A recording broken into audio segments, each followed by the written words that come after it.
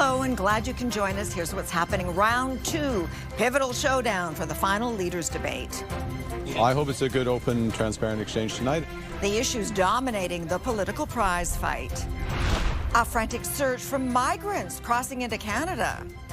Completely game-changing. Plus, universal awe over an otherworldly discovery.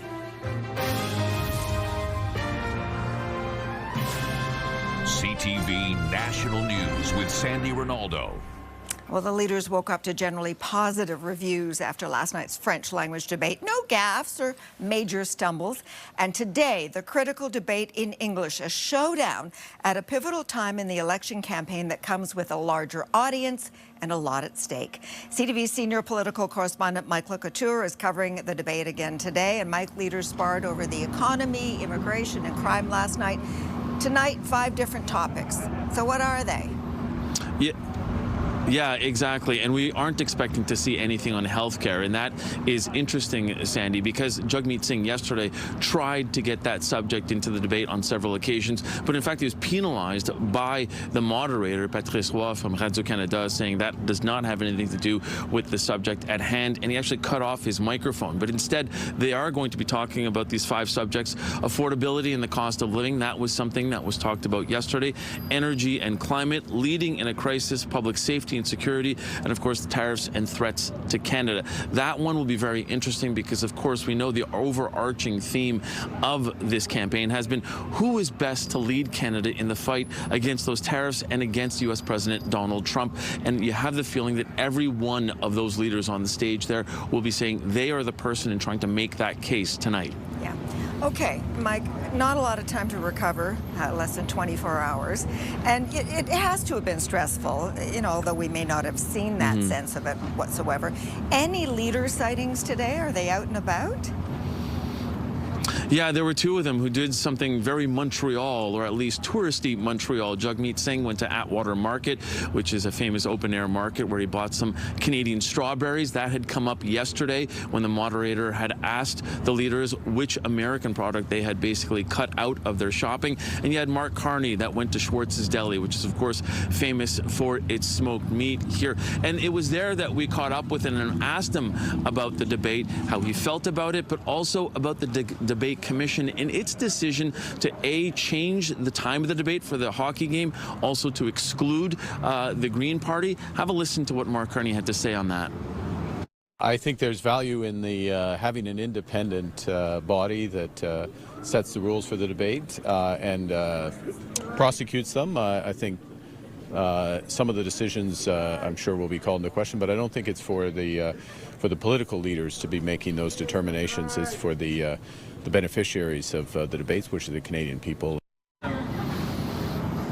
And one of those other decisions was to accredit a number of far-right media who did take a number of the questions yesterday in the post-debate scrums. And I also asked Mark Carney what he's looking forward to tonight, and he said, quote, good, open, and transparent exchange. And obviously his team hopes that he will be making a mark tonight. As we know, a lot of the attacks will likely be focused on him, Sandy. Okay, Mike, thank you.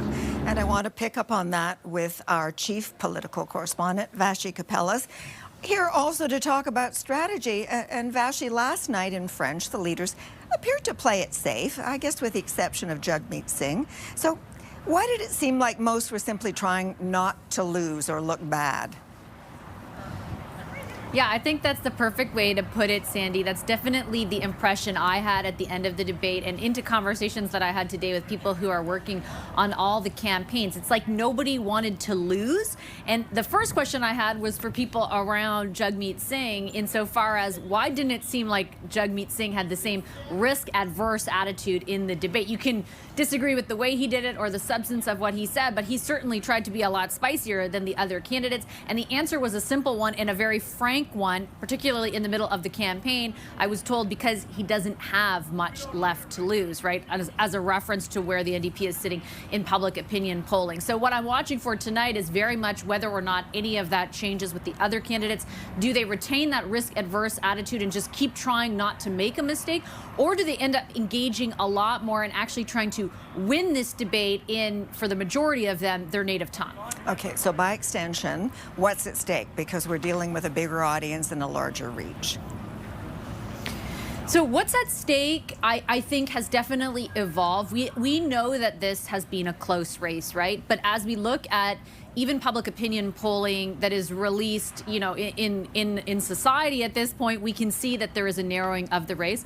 I had a couple conversations with people in the Liberal campaign today, and they are even seeing that narrowing of the race internally. There is a lot more sort of, I guess, consideration to the idea of a minority government in all the different campaigns at this moment, which I think, again, heightens the stakes for tonight. If you are looking at a majority versus a minority, tonight is really the last time you'll have to make your case in full to Canadians. Sandy? All right, Vashi, thank you so much. Now, here is how to watch the English language debate tonight. It starts at 7 p.m. Eastern. You can see it on the CTV main network, CTV News channel, and online at ctvnews.ca. Not on the stage again tonight, as we heard Mike say. The Green Party disinvited yesterday for not meeting the criteria. And today the Greens became the first party to unveil a full costed platform. CTV's Jeremy Sharon breaks it all down for us. Okay, Jeremy, what can you tell us? Sandy, the parties have been pitching their policies for weeks now, but how they'll pay for a lot of these plans has been a big question. The Green Party today was the first to lay out the answer. A pitch from Canada's Green Party leader today for anyone he says is fed up with the status quo. We must do better. Our plan isn't just a list of promises, it is a vision. That vision, Jonathan Pedneau says, is rooted in social justice, collective sovereignty, and respect for the planet. A vision where housing is a right, not a luxury. A vision where every person earns enough to live with dignity. In releasing its fully costed platform, the Green Party promises to build more than 1 million affordable homes, reduce taxes for Canadians making less than $100,000, and increase the corporate tax for businesses making large profits.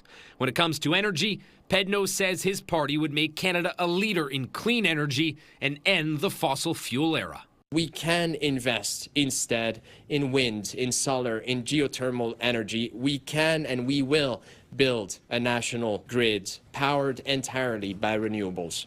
The party's platform also pitches green ways to reduce Canada's dependence on the U.S. It all comes just a day after Pedneau was disinvited from the debates, which he calls a big mistake, and says his party is weighing next steps. We'll continue to explore every option, but we need some time to do that. In the meantime, I think the Commission should resign. The Green Party is the first to lay out its fully costed platform. The other parties have hinted theirs are coming too, but have faced some criticism for not doing so yet. Sandy? Okay, Jeremy, thank you. And if you've made up your mind and are ready to cast your vote, advance polls for the federal election are open tomorrow. And will run over the Easter long weekend from Friday to Monday and from 9 a.m. to 9 p.m. To vote, you must be 18 and older. Go to the Elections Canada website to find the poll nearest you. Now, Liberal leader Mark Carney has received a big endorsement from a famous Canadian.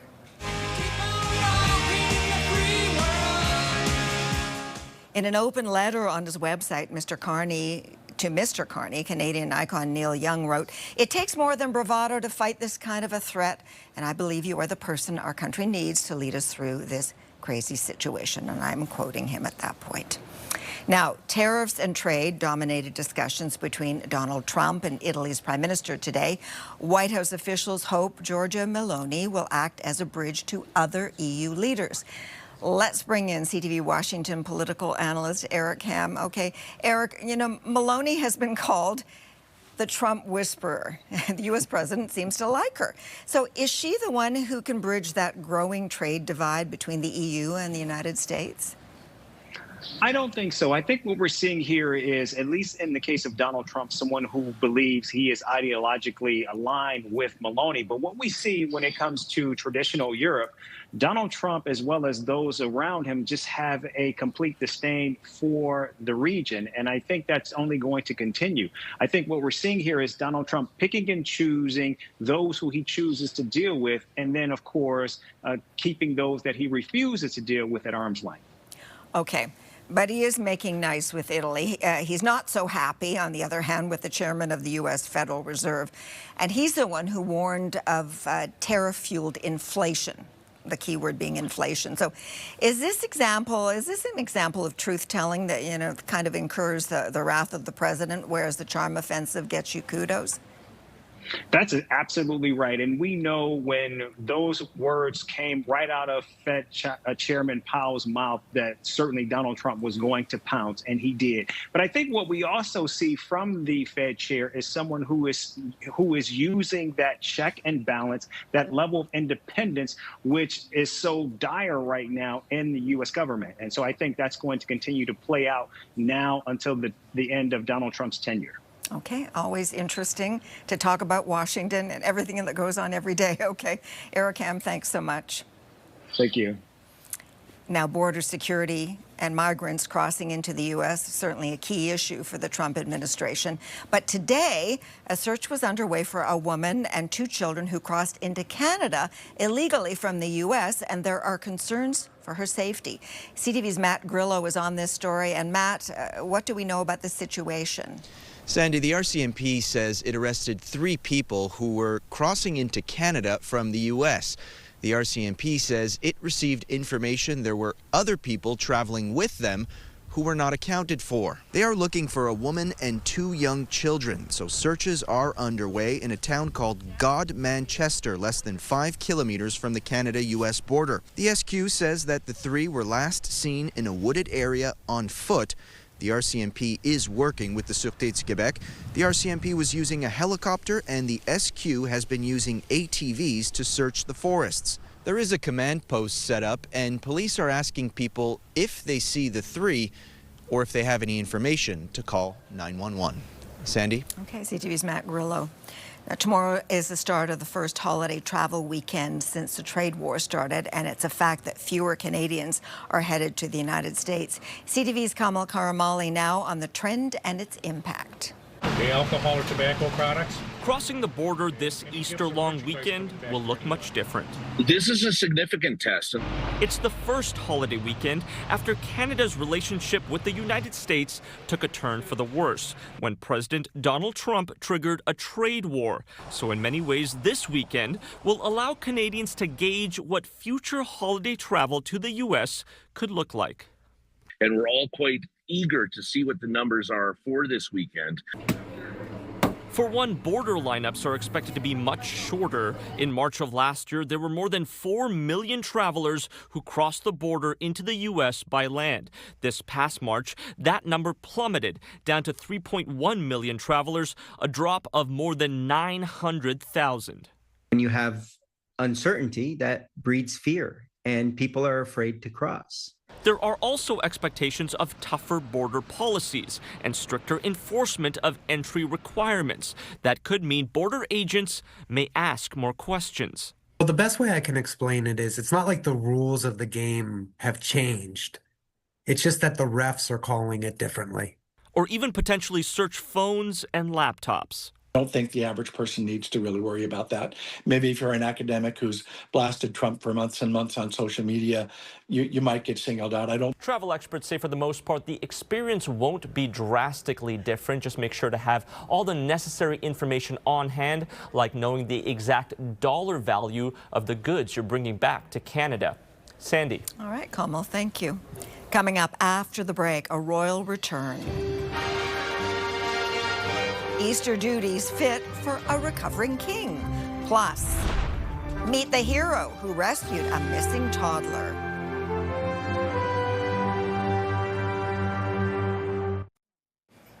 Two people are dead after a gunman opened fire on the Florida State University campus in Tallahassee.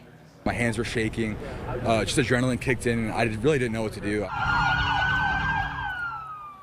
Police say the suspect was shot by officers and is among 6 people in hospital. He is a 20-year-old student at the university and also the son of a sheriff's deputy, according to police, and had access to his mother's weapons. Gunshots were reported shortly after noon near the Student Union building. The campus issued an active shooter alert and urged students and staff to shelter in place. U.S. diplomats, including the Secretary of State, are in Paris today for talks with European officials about ending the war in Ukraine. It comes after 2 overnight attacks.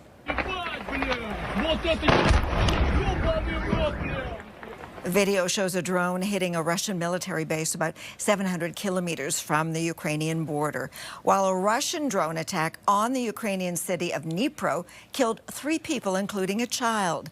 Dozens were injured and buildings and cars were set on fire. King Charles attended one of the oldest royal ceremonies today in England after missing the event last year while undergoing cancer treatment.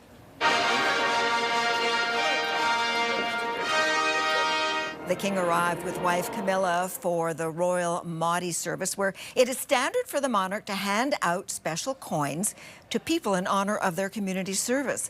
The ceremony takes place on the Thursday before Easter and dates back to the 13th century. Outside the cathedral, crowds gather to catch a glimpse of the royal couple.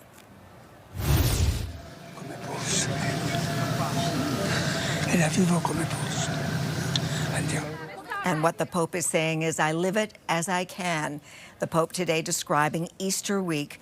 Pope Francis is still recovering from double pneumonia, but kept up a tradition of visiting with inmates at a prison in Rome on this Holy Thursday. Still ahead, a discovery that is truly, really out of this world. The strongest evidence yet of life on another planet.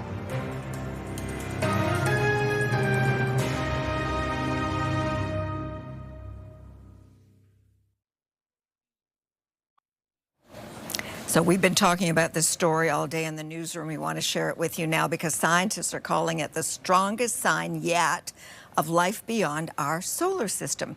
Researchers using the James Webb Telescope have detected chemical compounds in the atmosphere of a far, far away planet similar to molecules found here on Earth. CTV's Andrew Johnson is helping us put 2 and 2 together here. And Andrew, what exactly does that mean? Sandy, you can almost picture it in your mind, a mysterious ocean world almost 9 times the size of Earth, inhabited by, well, scientists aren't sure, but they think something is living there. An alien planet outside our solar system that may be teeming with microbial life. It's got scientists pretty excited. It is completely game-changing for science and transforming our understanding of the universe. They made the discovery using the James Webb Space Telescope based on what it detected in the planet's atmosphere. They've taken this measurement over and over and over, and their calculations show that the atmosphere of this planet seems to have the chemicals in it, dimethyl sulfide or dimethyl disulfide, that on Earth are only ever made by living things. We don't know of any geological process that can make those other than life. The planet orbits a red dwarf star that is smaller and less bright than our sun, 124 light years from Earth, trillions and trillions of kilometers away. We believe that there very likely are places out there where things are walking around, but you can't see them from this far away. So what we look for instead are the chemical signatures of life. The findings still need to be confirmed, but the breakthrough could lead to the detection of actual alien life within just a few years. What we really want is to look through a telescope and see a flying saucer with aliens in it waving back at us, and for them to say, hey, it's us, and us to say, oh, good, we finally found you, and then we have a conversation. That's the dream, right? We're not getting that anytime soon. No flying saucers yet, but this is potentially a big step forward in finding out if we have company in the cosmos. Sandy. Love it. Okay, Andrew, thank you. And an Arizona rancher's dog is being called a hero for rescuing a toddler lost in the wild overnight. I see Buford coming down the deal right there with a little blonde-haired boy with him. Buford, who is an Anatolian Pyrenees, found the toddler under a tree on the ranch that he patrols and protects. Now, the 2-year-old had wandered 11 kilometers from home, prompting a massive 16-hour search, and now at one point, 2 mountain lions appeared to be stalking the crew. You think about a 2 or 3-year-old, they just, to them, they're just exploring and they're playing. They just keep going. We plan on going up and visiting that dog in a week or so with a big steak with a bow wrapped around it. And Buford's owner confirmed the hero's dinner was, in fact, a 2-pound ribeye, a reward for the gentle giant that was indeed very well earned. Coming up on CTV National News, I'm Alex Carpa in Churchill, Manitoba. It's hard to make ends meet sometimes. Examining issues for those living in the north. When the port is humming, then the rest of the community hums as well. Why locals in the polar bear capital of the world say leaders are neglecting their needs. That's coming up on CTV National News. The first thing you need to know if you plan to visit Churchill, Manitoba is you can't get there by car. The port town is only accessible by plane or train. Known for its polar bears and northern lights, the remote community has very specific concerns this federal election. CTV's Alex Carpa traveled to Churchill to learn more about the issues motivating voters to cast their ballots.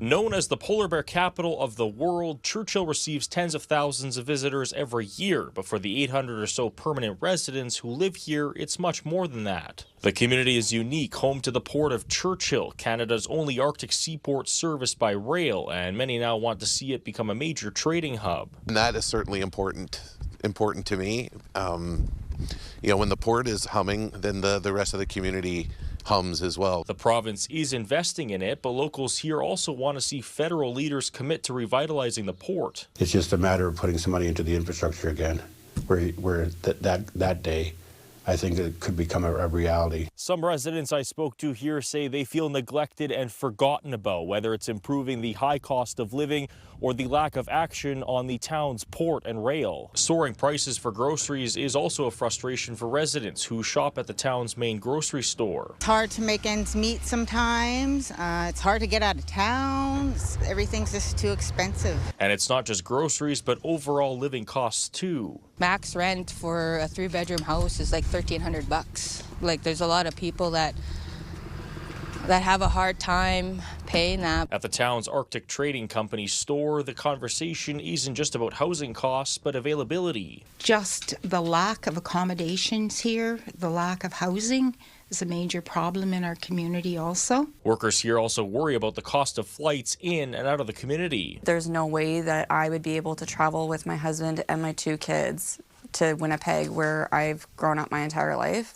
That's almost close to a down payment on a house. For others, though, the government's sudden shift in focus to the Arctic lately comes as welcome news. We've always stated that the North would play a role.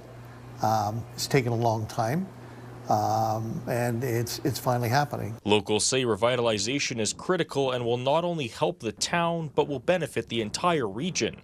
Alex Carpa, CTV News, Churchill, Manitoba. All right, thank you for sharing your time with us. I'm Sandy Ronaldo. Omar is here later, Heather tomorrow, but first, your local CTV News is coming up. Be well.